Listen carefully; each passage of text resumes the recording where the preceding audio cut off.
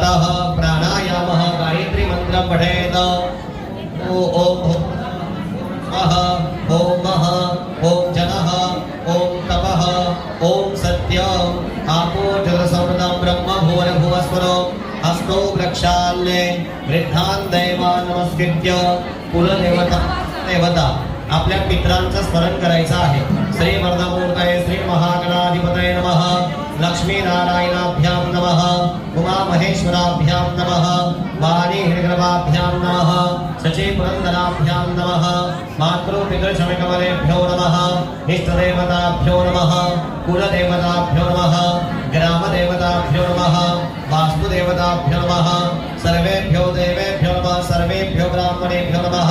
प्रधान लक्ष्मी नारायणाभ्यां नमः। सिद्धिबुद्धिसहिताय श्री महागणाधिपतये नमः। मनायचंय ओम